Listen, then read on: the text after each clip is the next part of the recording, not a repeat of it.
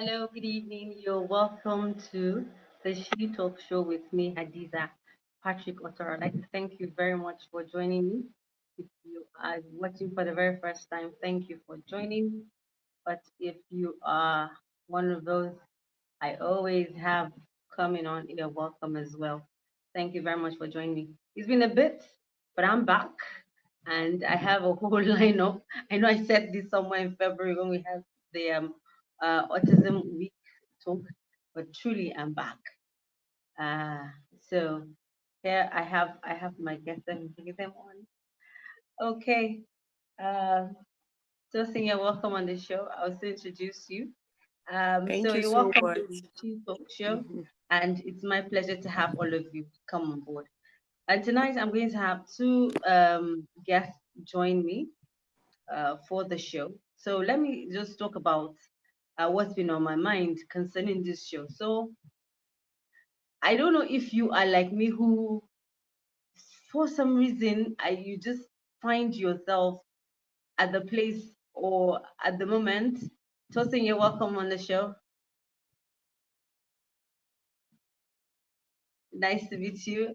Um, so, Same talking about the introduction, here. I was watching this. I had listened or heard the news about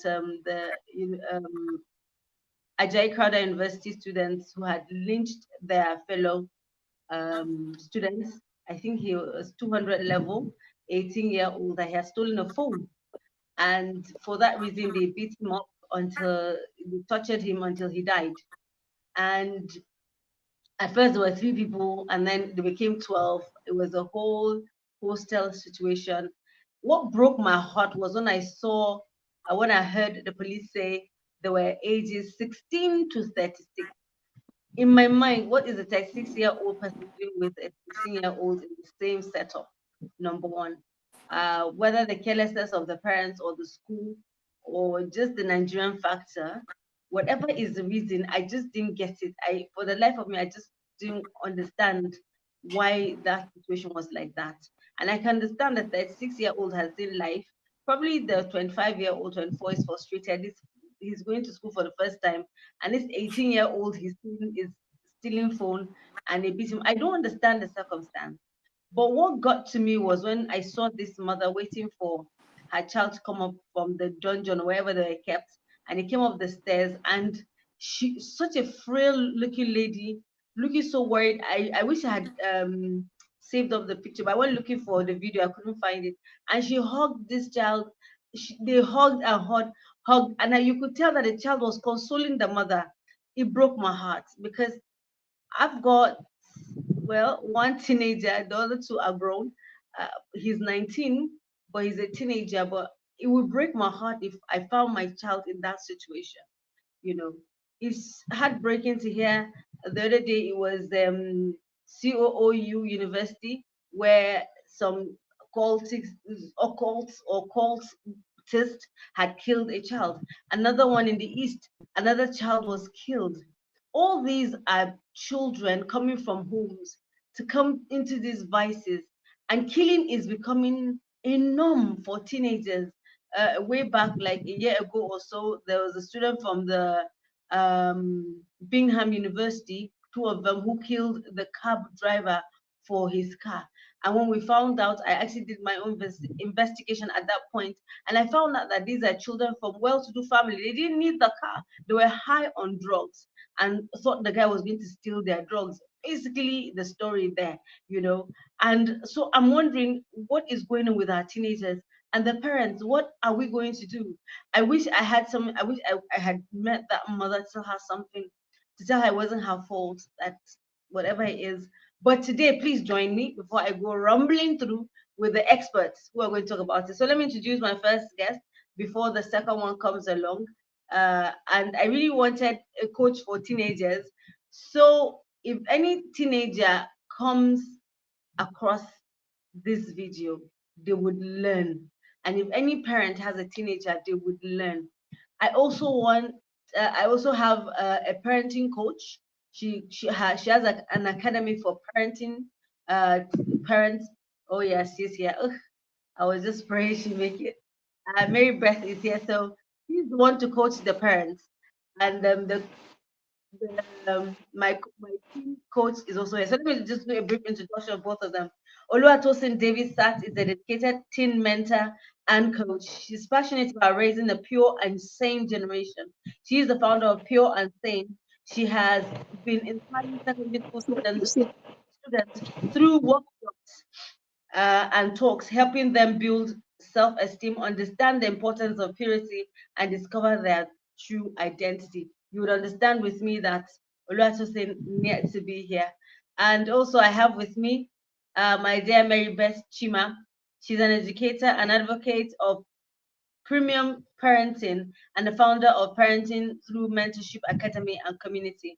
She's passionate about the nurturance of wholesome children and believes that every child has a purpose that is predestined, and it's the role of parents to guide them toward finding their purpose. She works with parents to achieve these through her Mentor Parents Support Program, series of online courses, and other group and individual programs. She also partners with her teenager son to run a peer accountability program for children known as the Mastermind program. She's a convener of Kids and I Vision Board party aimed at having parents create or visit their parenting plan with their children at the end of the year. She also has a book called Books and Stories for Champion and Mentor Parents. They were published with the help to help parents support the children effectively. Ladies, you are welcome. Mary Beth, it's been quite a while. When I saw the flyer I'd done the other, I was like, oh, it looks like ages we were together. How are you doing? I'm fine, thank you. Sorry, I had network issues, and I was trying to come live and it was taking too long. Sorry about that. I'm fine. It's good to see you. I can see that Tosin's thing too is going around, so I guess she's having her own network problem. Tosin, if you can hear me, you can log out and I'll bring you back on. Yeah. If you, I think it's the rain also. yeah, it's the rain. Yeah. It's I think dropping the on rain that. maybe. Yes, it's the rain. So how have you been? I'm okay. I'm fine. Can you give me a second? It's noisy, the gen. Let me just close No problem. the window so that I can hear you more. Just give me a second. No problem. Okay. And if you've looked at it, on my page, I had Okay, I think shared that's this better. story. On my page, I shared this story about this child who is an orphan that was killed last week at I think the Air Force Secondary School in Kaduna. He was in SS2. He Mm. was the assistant head boy, and the final year students, some two SS3 students, electrocuted him in the name of punishment. Yes. Are you Uh, kidding me? I didn't hear this yeah. one. Yeah. I guess they're busy trying to cover up stuff, but some people have brought it. In fact, I have reposted that story on my page, on my Facebook page. Yes. So two SS3 students of the Air Force Secondary School, Kaduna, Mm. electrocuted an SS3 student who is the assistant head boy to punish him or to put him, aright. It was so heartbreaking. That story was so heartbreaking, Yeah. you know. And so I'm wondering, what is the violence all about? What kind of generation are we bringing up that violence just seems like a norm? It seems like it's Hmm. normal. To kill another person isn't something that they find difficult to do, and it seems to be working okay with them. You're welcome, Oluwatosin. Thank you. I understand the network is really as crazy this evening. So, Yeah, it is talking about parenting, the I said rain. not just have the cultists in universities and the ones who are beginning to leech each other. If you find another student in university stealing, the next thing is to want to kill him. But we're having secondary school students kill themselves. I shared a story on my page of a young boy in SS2 who was murdered last week at the Air Force Secondary School by two SS3 students. And this is just one of the stories that we've heard, because a lot of them don't make it to the mainstream media for the rest of us to hear or to know what's going on. And so my question today to you ladies is, what the crime is going on with our children? Not just crime, but murder. To do something so extreme without the feeling of remorse or doubt. Is it from the parents, or our teenagers just learning something that is new? It's scary, you know. It's really scary. My last born, he wants to go and visit someone, sleep over at his friend's place. I'm like, oh no, no, no. I, and because of the things that you are hearing, not that I don't trust the boy, but I'm like, okay, no, if I go think that environment, okay, that environment I'd had, it's bothering me because we are hearing all kinds of stories. I've seen some stories where a teenager killed his parents, two of his parents, using a pistol in the house. That was last week. He carried the stick for pounding and hit both parents to death. The other one, then they killed his sibling for eating the food he cooked. An 18-year-old. The other one killed his girlfriend. The other one killed his friend for taking the money they did Yahoo from, all between the ages of 16 and 18. So we know something is going on with our teenagers. So let me start with you, Tosin. Tosin, what is going on with our teenagers? What I seem to be in a bubble or something, and some parents too, because when I discuss parents, oh my God, children, something is going on. What is going on with our teenagers?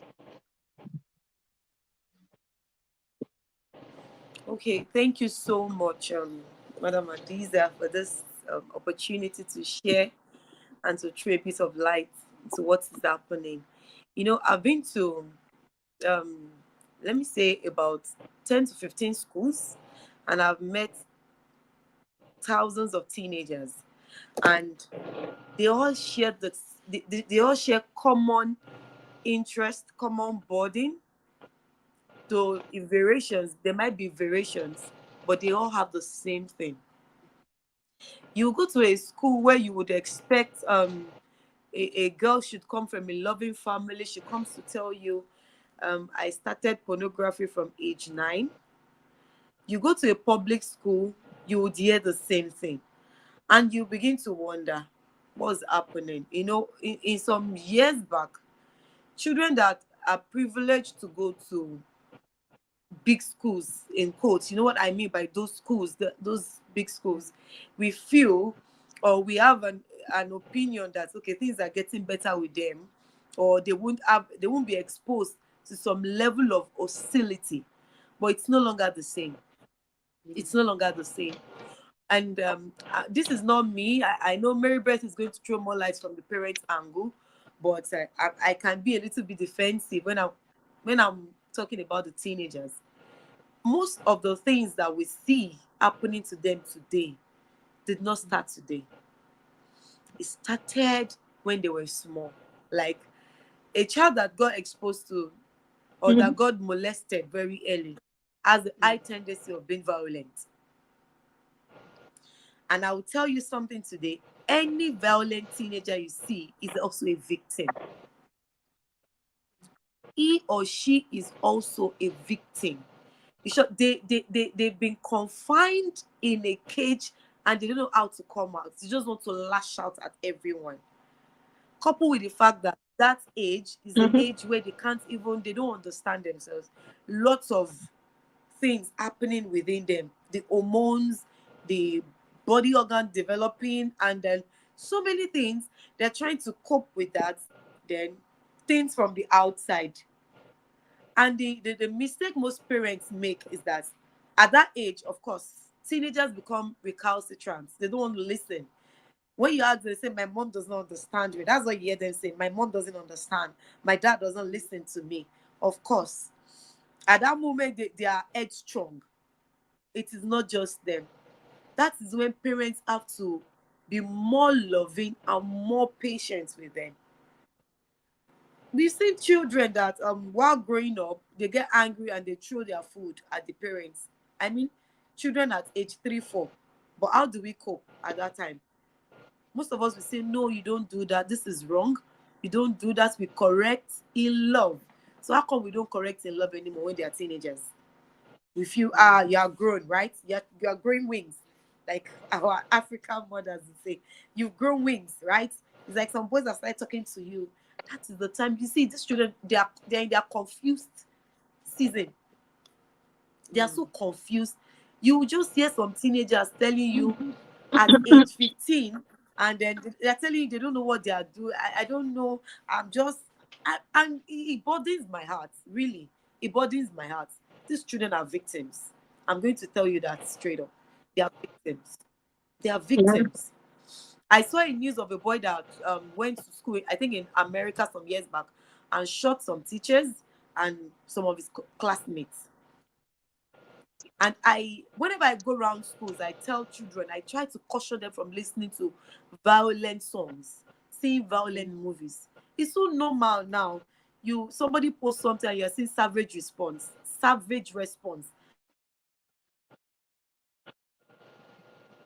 All of these things, we should. It's a foundational thing that has to be treated from the home. Yeah. From the home before they go out.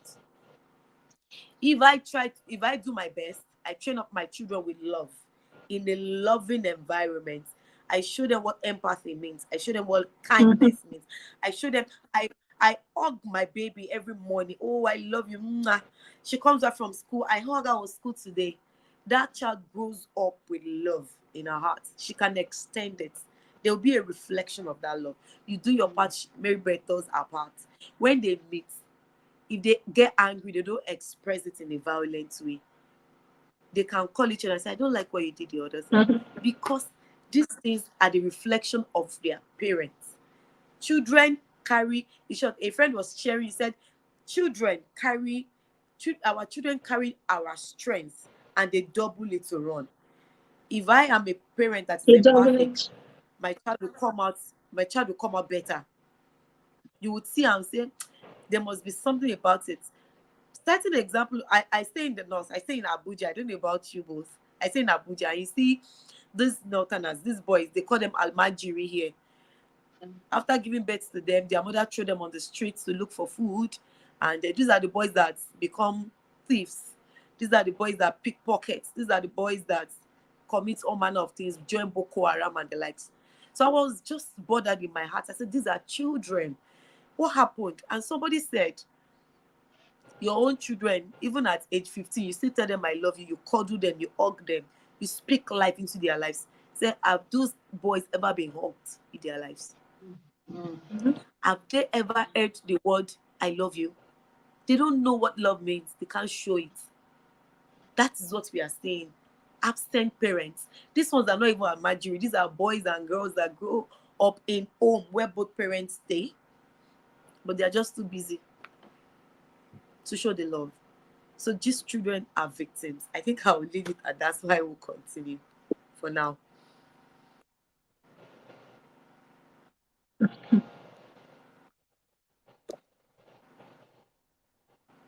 Hadiza seems to be frozen. Are you there? Hadiza, are you there? I think it's a network.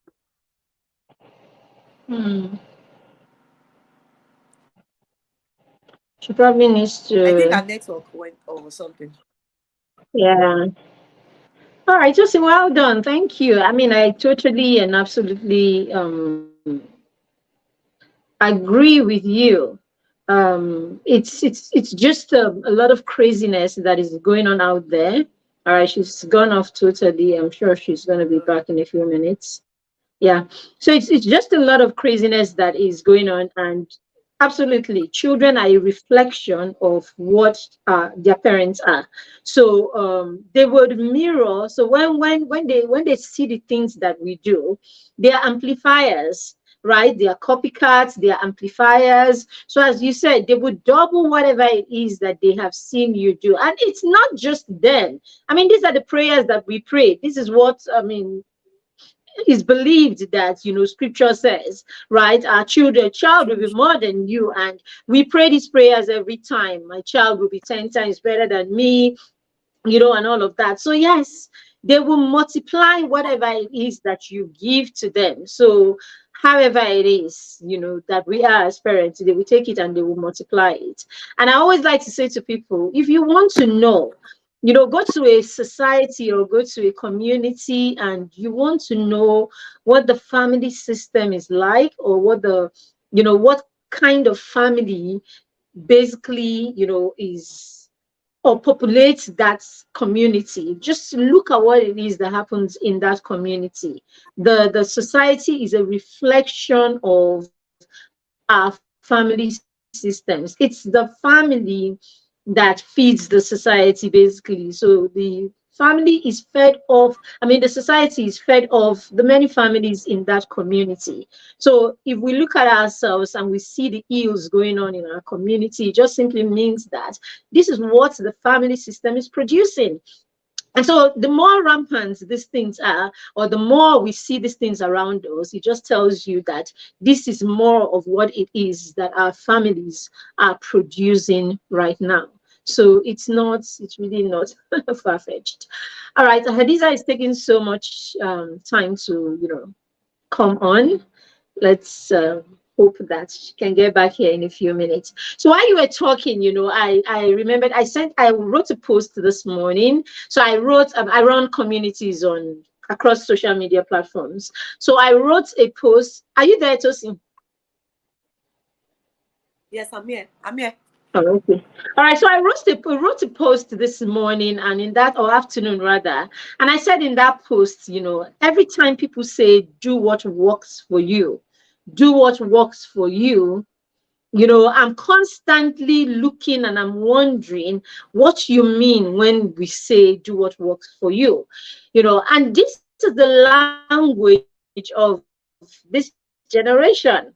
This is the language that our children live. So we say this in our conversations. We say this when we're angry at people who are trying to poke their nose in our business. We say this to our spouses. We say this everywhere, and our children hear us, our children see us. So they take it and they leave it, right? So we know how to talk. We are talk people. Okay, but our children don't just talk, they live it. They do. So we say it and they actually live it, And I said, do what works for you is what happens when people do not want accountability. When we don't want accountability, we say, do what works for you. When we don't want consequences, we say, do what works for you. But you see, that phrase is a devilish phrase. And that phrase actually waters down values.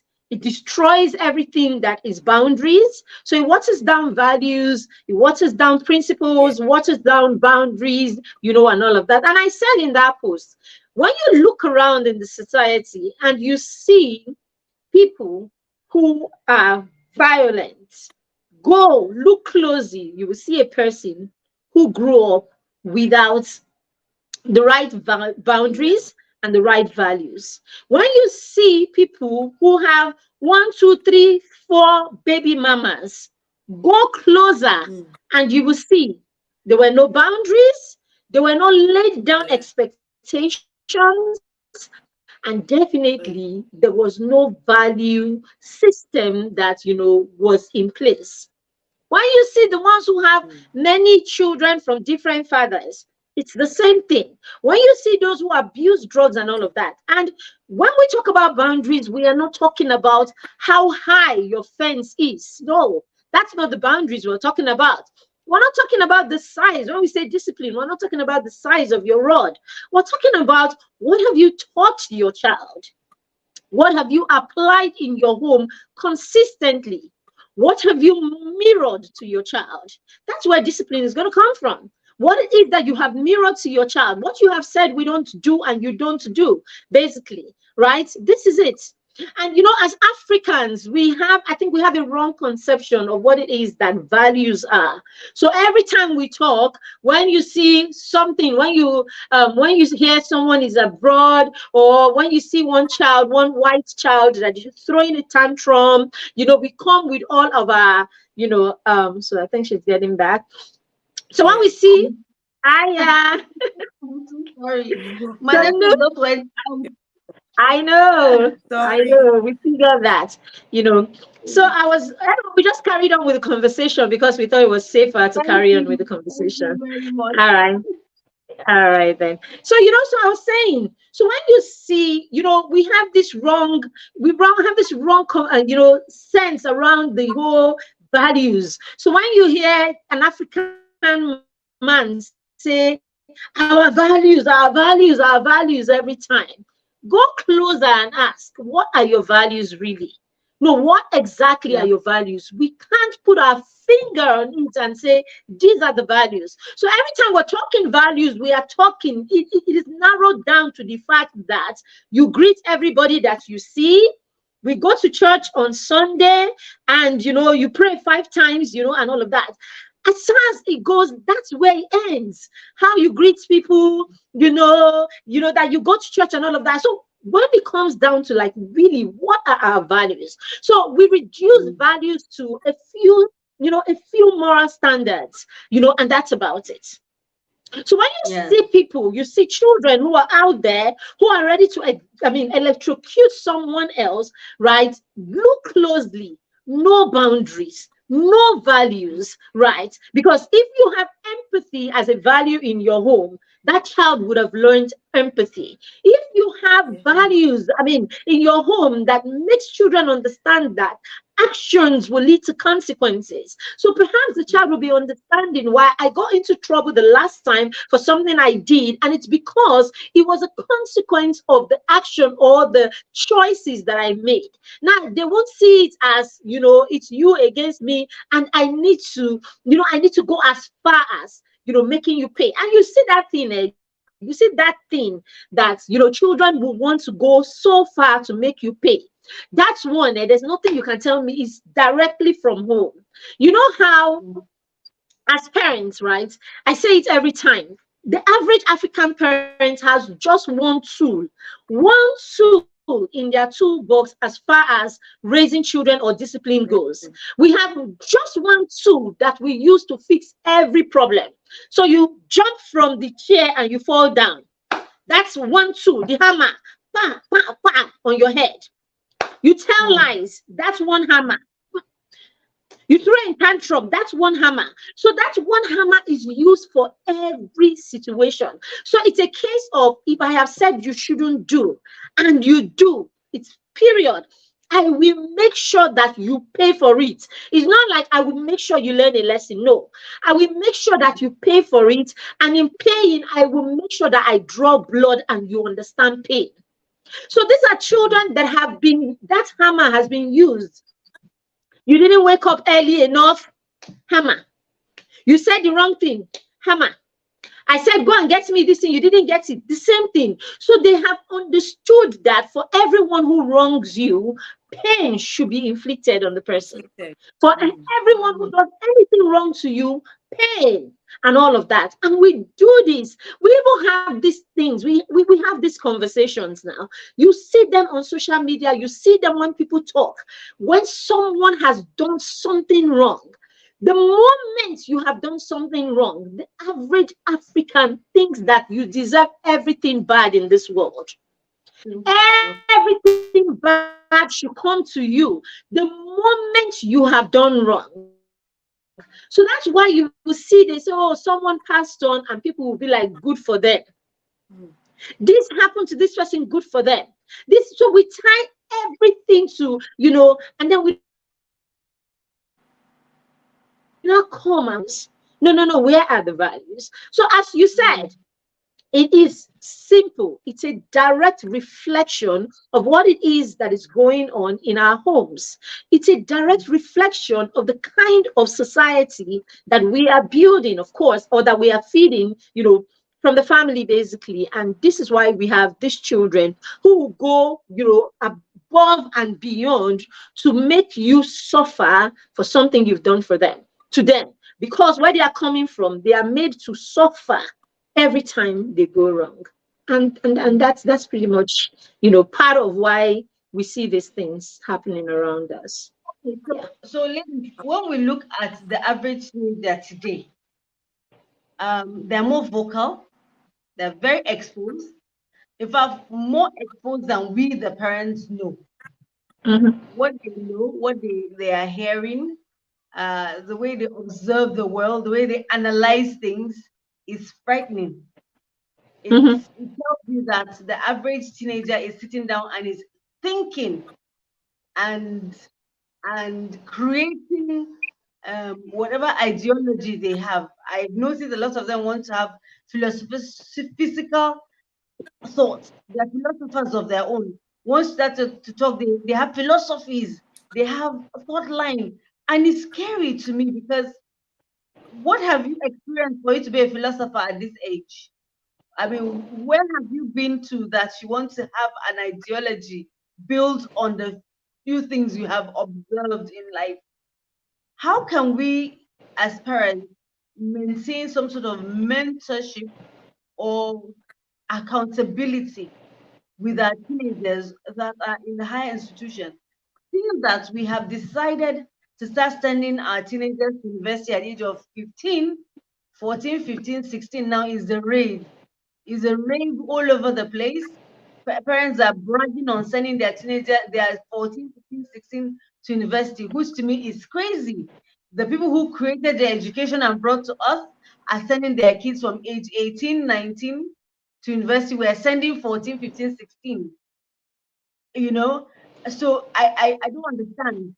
I had this caller while I was on radio who had uh, one of those kids who went to study engineering at the age of 15 and was out of university by almost 20 because he went to a private university or 20, served and he was done by 21. He was done engineering. But this kid would stay in their house and lock up the door, his bedroom door, won't come out, won't talk to anybody. The parents would ask them what is it, he doesn't want to talk to anybody. So my question here is, how can we maintain accountability between parents? How can parents make sure that there is still a communication place where you are aware of what your child is going through or what they are hearing or how they are perceiving the world to be? How is it possible with the distance of a child being in university, even if you live next door, you really don't know what's going on? Is it possible to maintain that, communication going on? Some parents, I'm sorry to say, have allowed the children, once they hit university, like, go and train yourself. They've done all these things that people like you have encouraged them to do, or to change their way of thinking and bringing up their children. So up until they get secondary school, this child is nice, malleable, teachable. The parents are hugging and kissing and all that. Once the child gets to university, I notice a sort of go do, go become.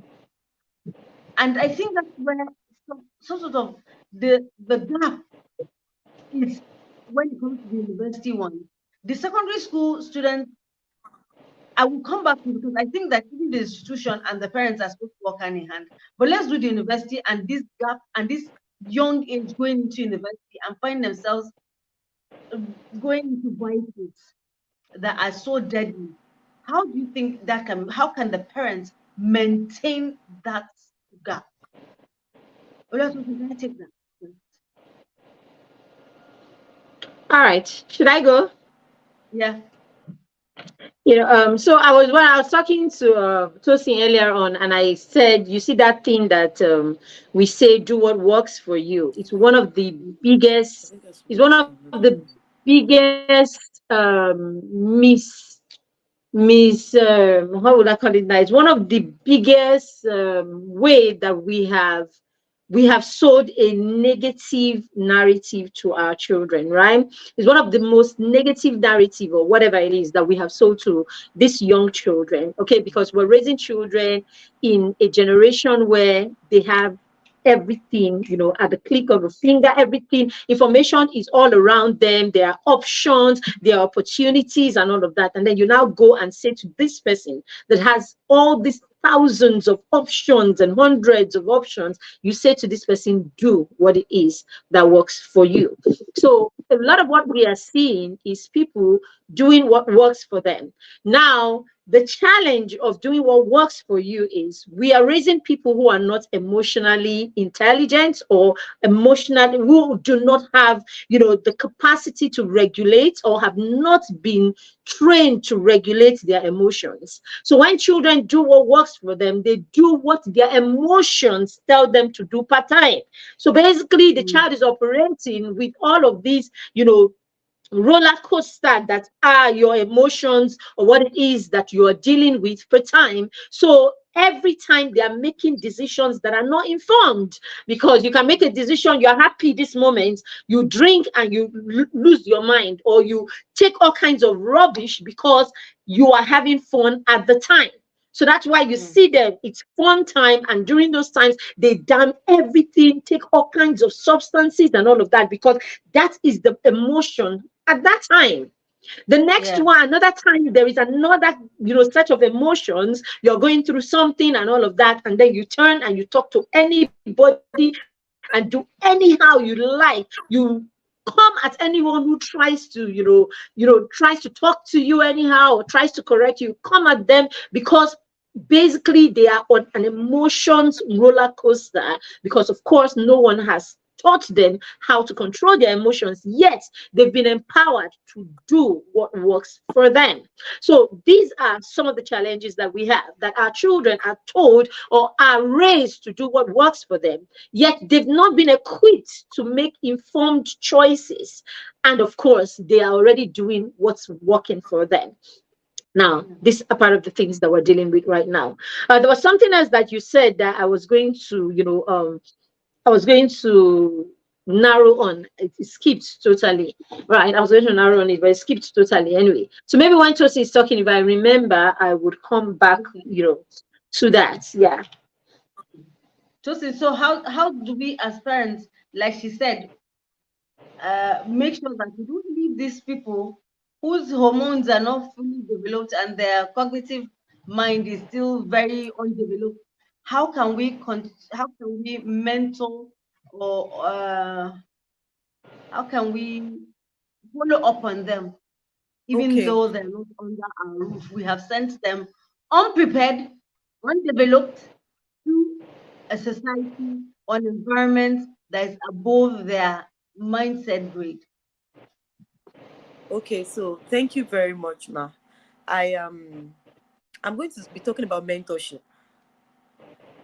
So even as a parent, if you don't have the time to mentor, you can get Mm-hmm. mentors for children.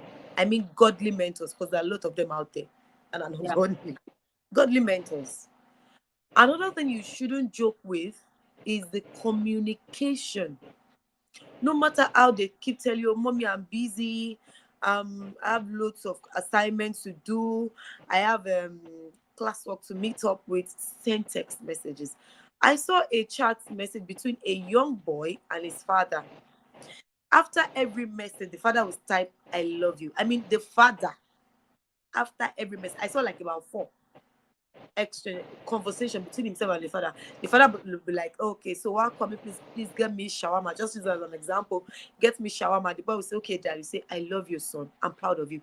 I mean, in every of the conversation, this man was deliberate to keep putting, I love you, son. I'm proud of you. I love you, son. I'm proud of you. That is a man that understands Mm-hmm. communication.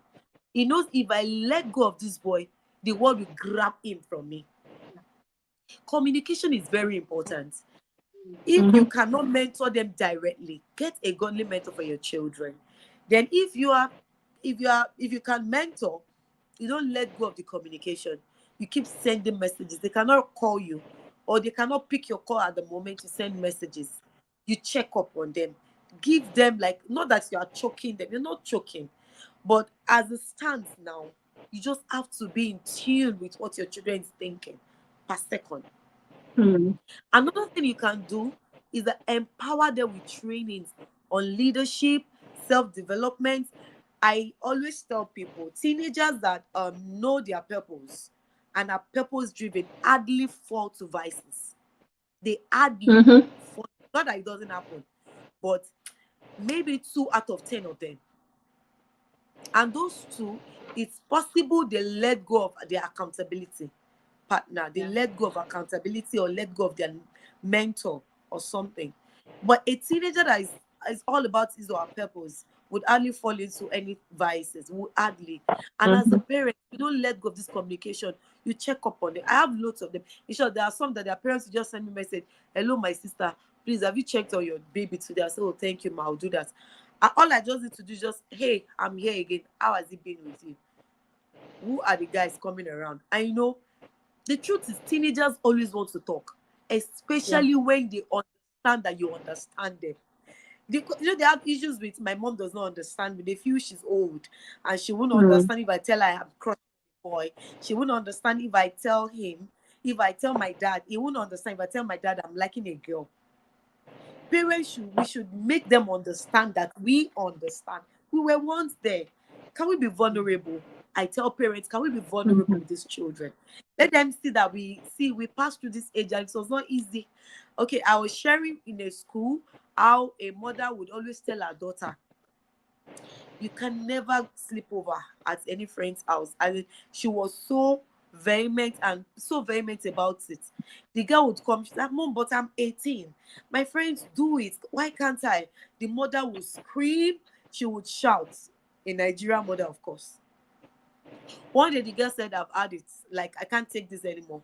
I'm 18. My friends are doing it. Why can't I? It's not like I'm going to sleep over at a boy's place. It's just all girls' night out.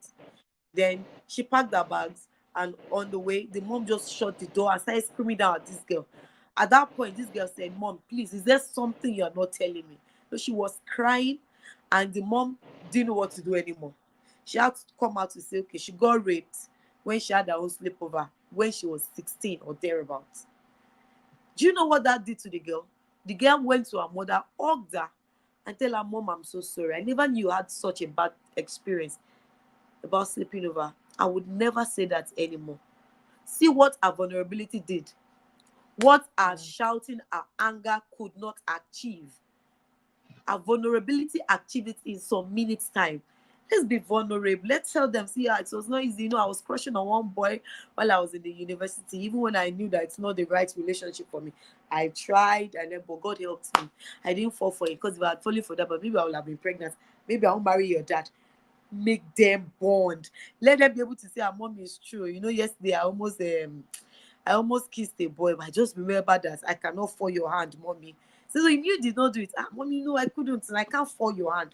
You know, parents, when we come to that level where our children can calm down to tell us as raw, as much as, mommy, today, you know, I'm so sorry, I did examination malpractice. I just didn't know how to answer that question. Then you bring them and say, you know, that is wrong. Coming to what Mary Beth was saying about values. For her to say she did wrong is because something has been passed, or something tangible has been passed from the parents to the girl. To know that, okay, that was not right, but you know, I was just in a fix. I had to do it. Then you bring her in. I like what Mary Beth said about Amma. Oh, you do the same Amma, you do the same Amma. At that point, you don't beat anymore. You know, one of the issues we are badly in Africa now, after you beat the child for a long time, at some point you can't beat the child anymore. Then the child begins to do anything. And you shout, the boy shout at you. You understand? Because we did not pass down the values properly. We didn't let them understand that, see, these are the things. This is the way it should be. The scripture says, train up a child in the way it should go. Train up. So values, keeping in tune with these children is key. Is key. I must tell you, ma, because for every day their the temptations they are battling now is more than what you and I battled when we were at their age. Like pornography is at the flick of the finger. Drugs is everywhere. That is it's really giving me a headache now. I was sharing with my husband. We were passing somewhere. We saw some clusters of teenagers. Apparently, the way they were dressed, the way they stood, we knew that those boys are on drugs. Like, drugs is everywhere. But how do we keep in tune? Communication must be intact. Mentorship, leadership program, self-development, purpose-driven teenagers. Then we have our children back. The devil will snatch them from us. Thank you, ma. Thank you. That was quite insightful. You know, a lot of parents don't understand what it means to be vulnerable. They feel like if my child knew I ever had a past, or if I made errors, then I become little. They don't understand that it's a place of connection. It's a place of you not being this almighty, perfect person, you know, that they can't reach or can't talk to. And you become more human to them, you know, it's easier for them Yeah. to communicate with you. So Yeah. I would like to ask, how does a parent help their child who is being bullied or is suffering from peer pressure? I remember when I lived in Apple, just at the junction, I can't remember the name, Kabusa Junction, these government secondary school students, every day, they would get to the junction and there would be a fight. Like it would be like war. If I was Sometimes it was one big fight or clusters of fights. It was like they just got to that junction and it was like time to fight, and they would fight. And it shocks me most times, because there were times I saw primary school students who would close earlier than them would come to that junction and fight because they had observed that the other one did the same thing. So there are times I would wonder, okay, I wonder if every child came from a home where it was violent, or someone just they will push you in school and you'll be like, when we get to that junction, I'll do what I saw other people doing, or they celebrated certain people for being the ones with the powers, the ones with the boldness to fight, or so on and so forth. So if your child comes home to you and says, "Mommy, somebody challenged me to fight at the junction," or if you notice that your child doesn't want to go to school, and eventually find out that there's someone bullying them or someone is pressuring them to do what you have told them not to do or be like, how does a parent reach out and help this child without having to resort to saying fight back or run? Or how would you what would you advise a parent who is listening right now, or who in the future would face a child who is going through bullying or peer pressure? Okay, thank you very much, Ma. The very first thing I want everybody to know is that bullies are how do I put it? Bullies are coward. When a bully comes to you and you challenge back, it draws back. It sees you like a worthy contender, and then it will come back to you. I have a daughter of 3. Then she comes back to say, "Mommy, this person beats me, that person beats me, this person pushed me, that person did that." I don't, and I can never tell my daughter to fight back. I don't do that. So the first thing I'll tell her, even at her age, I'll say, look at the boy or the girl sternly in the eye, even if she has not, she doesn't fully understand what that means yet, and then tell him, don't you ever, I say, spin your neck. I say, don't you ever touch me again, and go report to your teacher. Then, I was with a friend and she said, it would be good because she's in primary school, but what if she's in secondary school? She can't keep reporting. I said, fine, I understand. That is where your child must have developed a healthy self-esteem. Yeah. A very good self-esteem. Well, there's something I call the click, what was the word I use now?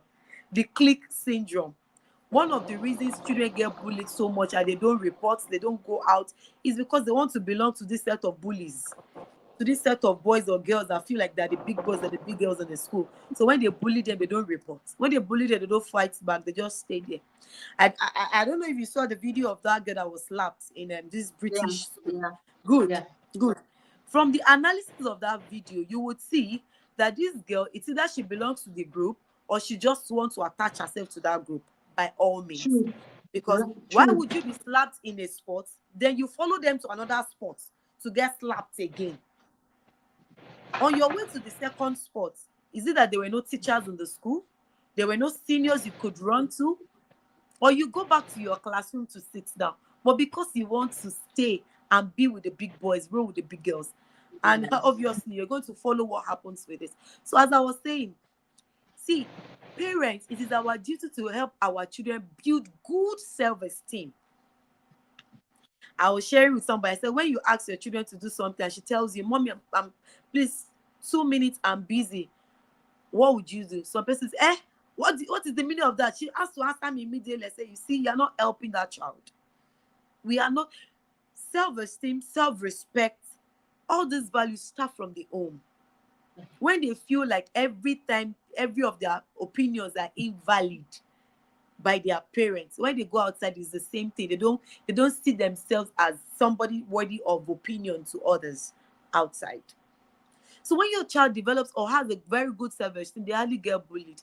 I'm not saying they won't come around them, but when they come around them, they see that they don't flinch. You come to them with a, like, excuse me. At the same time, they are not fighting back. There are ways you can address situations without getting physical. But that child must have a very good, or I call it healthy self-esteem. And you see them. You and I passed through school. I can never remember a time where I was bullied. And nobody taught me self-esteem. But I've always been the kind of girl that can talk. Like, I can talk from morning till night. Nobody taught me anything called self-esteem. And I was not one of the best in the school. But I just felt like my mate shouldn't be beating me, or my mate shouldn't be doing me wrong. So I just manned up. And then when you come to me, I'm like, hello, excuse you. I give it straight without getting physical. And that was it. And that was it. A video of a South African school where 2 girls were fighting, and the classmates held their phone camera, and then the other girl, the smaller girl, pushed the bigger girl and she snapped her neck. I don't know if you saw that video. Yeah, so she was pushed. Oh my goodness. I was like, this is what I always scream at. I always tell parents, please don't tell your children to fight back. Please. Do you know that girl did not die, thank God. But what if she had died? So we can build a healthy self-esteem. Makes you walk away from fights without feeling defeated. You walk away with your head up high. You don't feel defeated because you know that I can't stoop low. I can't stoop low to be getting physical. No. A queen does not fight like a commoner. I tell my students, queens are not commoner. You can never see a queen behave rowdy. No. They comport this. Even when they want to address a situation, they address it in a very diplomatic manner. Like, you won't want to get physical after such address. You won't want to get physical with it. Just say, I beg me, she dey aside. Because she knows that this is who I am. Identity. This is who I am. I'm a queen. I don't stoop low. I don't fight back. I take my stand. This is what I want, and I take my stand diplomatically, peacefully, and you walk away from any challenges. Thank you. So I agree with you. Mary Yes, Beth, ma. you want to jump in? We've got like 5 minutes to go. I've been out of the conversation and all of that. The network has been really, really crappy. All right. So I think I heard a bit of what Tosin was saying here and there. All right. What I would just add, I don't know if she's talked about it, is the fact that so many times as parents we come to the party really very late. Right, we come to the party very late, especially in this part of the world, right? So we have children, and at the time, our children, talking about, opening that conversation line, having conversations, and mentoring your children and all of that. So these are all principles. Remember, I was saying the reason, we tell children do what works for you, okay? It's because we don't want accountability. We want to water down values, water down principles, and all of that. Because the truth is, if we put in these principles, the principle of mentorship, it is what it is. Even Jesus had to mentor his disciples before. He had to mentor a number of men before he could call them his disciples. Basically, when he was gathering them, he said, come so that I will make you. So he knew that they were people with raw talents, basically. Okay, this person looks like a kind of person that can work with me. This person has this value. This person has, this attributes and all of that. But he gathered them and said, come, I want to make you fishers of men, right? So he took them and then he mentored them. That's why we heard them ask questions like, how can we, teach us to pray, teach us to do this, teach us to do that. So he took them through a process. He mentored them and they became, basically. All right. So these are principles. When you raise someone, when you raise a child, when you mentor them, when you teach them, when you point them in the way that they should go, they will go that way when they grow up, isn't it? But we do not want to start early. We don't want to start early. We don't want to do these things. So when our children are 3 and 4 and 5, we are saying, oh, let children be children, leave children. We don't have conversations with our children. We don't put our children in that space where our children understand what our values are. See, I talk about values a lot because I know it's one thing that, especially in this part of the world, we have not gotten right. We need to get our values right, and not just by actually coming down to what is it that is our values. What are the standards that we use home? I have my children, I have an almost 15 years. Oh my goodness, the network is so crappy. Mary Beth, the network is a 9-year-old. If I call any of them here, they will stand here and they will reel out at least 6 out of 10. You know. Wow. Can you hear me? It's going in out. Can you bad. See me? Yes, we can see you. Can you hear me? Oh, we can see you. A bit, yes. It's static. I hope it's. I hope. Oh, sorry about that. Yeah, Justin, you want to say something? No. Okay. Mary Beth, in fact, your picture has now just stopped in one place. Can you hear me now? Can you hear me? Yes, the network is really bad. Yes. Can you just address something for me? How can a parent help their child who is having peer pressure? I'm even right here now. In a minute. Now, can you hear me? Yeah. Yes. Oh, it's gone. Oh. Okay. And my time is really up. But truly, as parents, you've heard the experts. You, as parents, must begin to put values in your children. And values differ from person to person. And acknowledging the fact that these are new people that have been given to you. Let's see if we can get her this last 1 minute. I'm going to have our thoughts on that. Mary Beth, please, your thoughts on bullying and self-esteem and peer pressure. Yeah, can you hear me now? Yeah, we can hear you. Can you hear me? Wow. The Rangers has done a number on our network.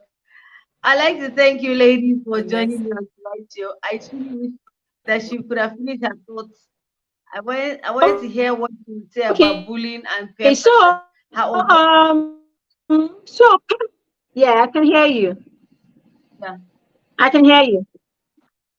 I said, I want your thoughts on peer pressure and bullying when your child approaches you to tell you they're going through such.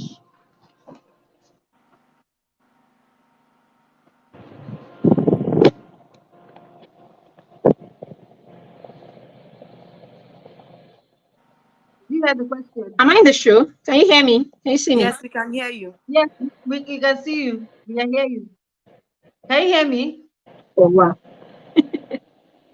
I can, yes. Me? I said, what are your thoughts on peer pressure and bullying if your child approaches you? Just a minute. If my child, as you're saying, I've asked this question to my children about bullying and all of that, and most times they say to me, I don't know, I can't be bullied, right? My daughter says to you outrightly, nobody bullies me. And my son will tell you. So my son is the typically very quiet, not everywhere kind of child. He's quiet and all of that. Yes, he can be bullied. Now, I think bullying is a function of the level of self-esteem that your child has. So even for a child who doesn't go and ask for it, how you carry yourself actually will make you susceptible for people to bully, basically. So there are people that even the bullies cannot bully. But what I do with my children is I equip them to push back. Now, you don't fight, you don't do anything, but you want to know how to push back. So first thing first is don't put yourself in a situation where you give people access to you enough to bully you.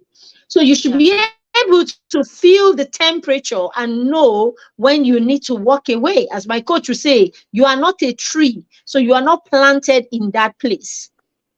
Know that these two legs were given to you to be able to walk away when you feel the temperature in a place and you know that this is not the place for me. So I teach the children it is okay to miss out. So our children know that it is FOMO is all right. The fear of missing out is not a thing around here. So if you find yourself in a gathering of people that they put you down, you don't seem to relate with what they believe in, your conversations don't go in the right way, people who just get the kick from saying things that make other people laugh at you. You don't belong in that crowd. So don't be afraid to move away from gatherings like that.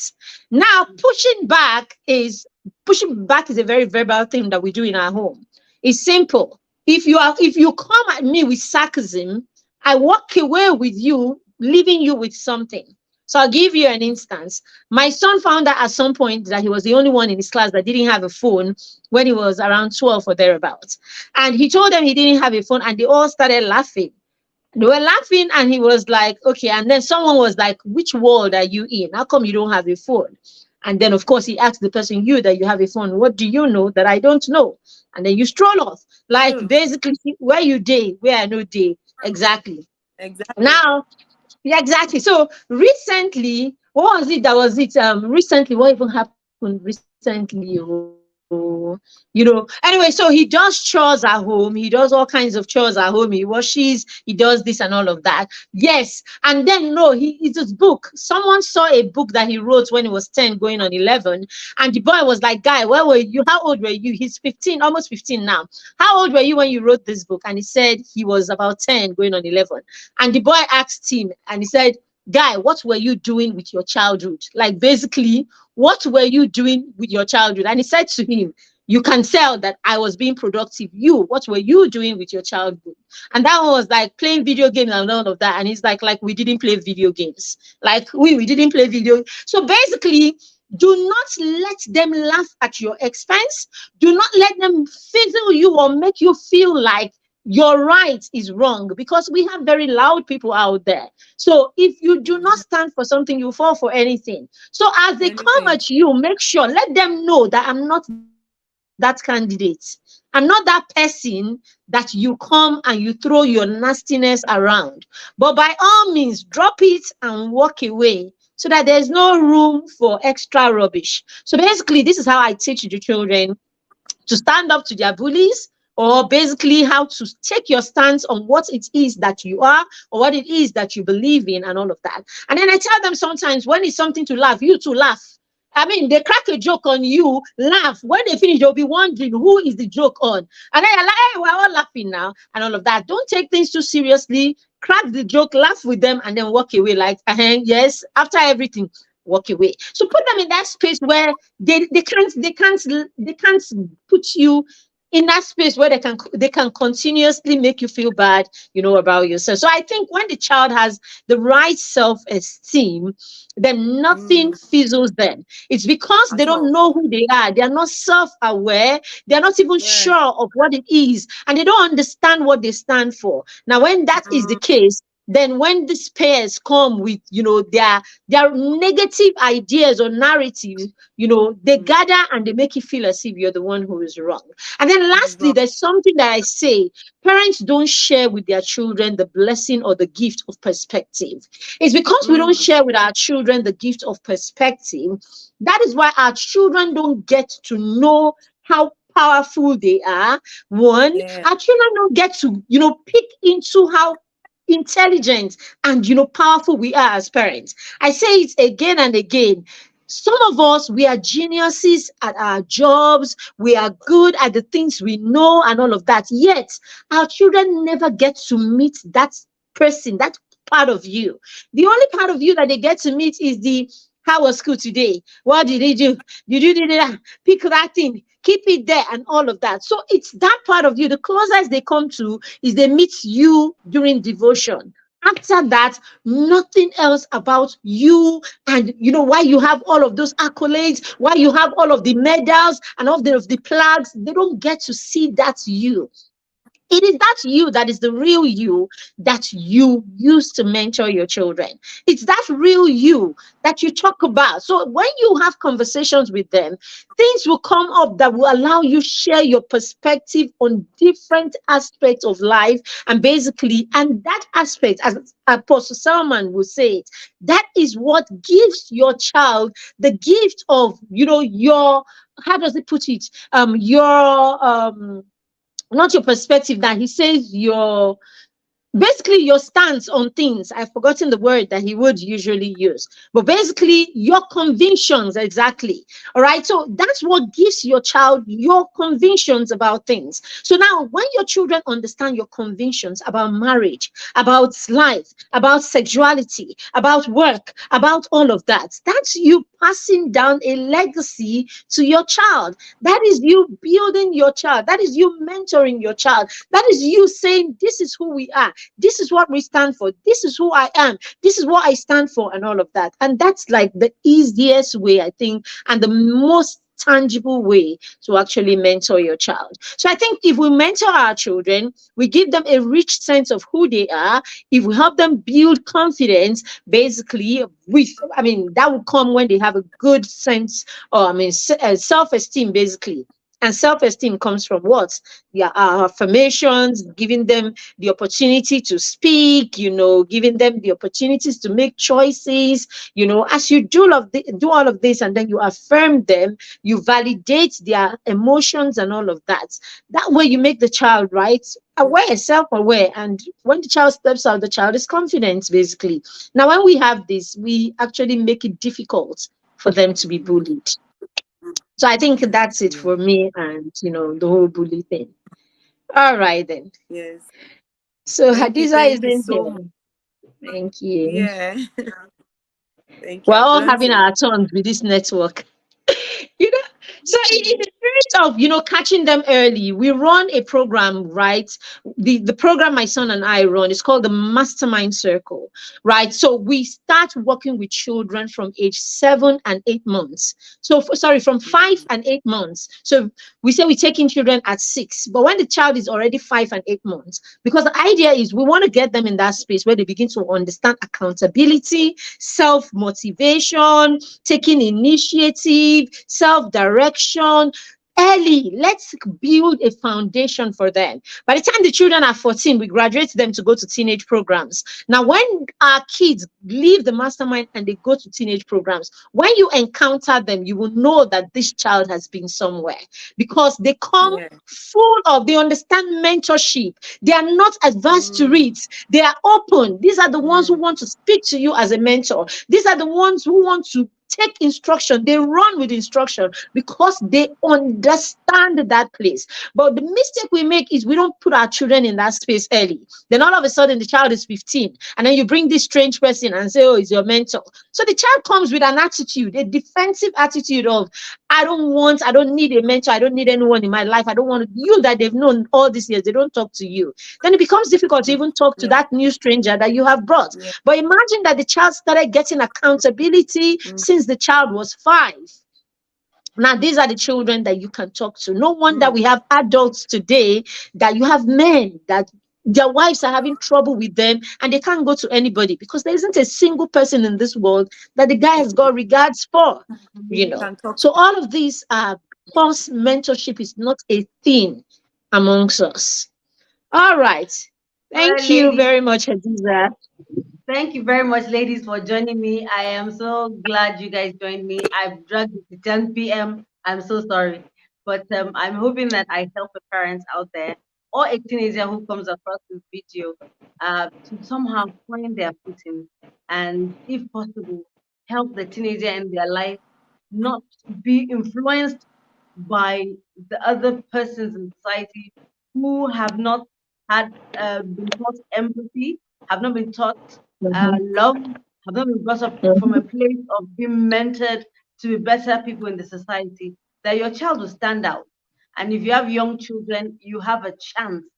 You have a chance to help them become better persons, and you don't end up being that parent standing by that corridor waiting for your child to have the police case. I'm telling you, it's a great thing. I have a 23-year-old. I always say, I'm so grateful. I've never been to a police station because of this boy. I have not had any case. I am so grateful. So it's a good thing. It's a good thing. Ladies, thank you very much. Have a pleasant night. And you, Pamela Jacob, thank you for your comments. Thank you very, very much for all of you who have watched and liked the videos. Please share so someone gets to learn something tonight. A parent is counting on this. A lot of them did not come with manual and didn't have better bringing up to know better, to do better. But here we have 2 experts speaking to all of us about parenting. Thank you, ladies. Tosin, thank you for being so gracious on coming on the show so at such a short timing. Same thing with Mary Beth. I told her practically almost 12 midnight. Thank you, guys, and have a pleasant night rest. You are the best. Thank you. Thank you. Such an honor. Thank you. Right. Thank you. Good night, everyone, and God bless you.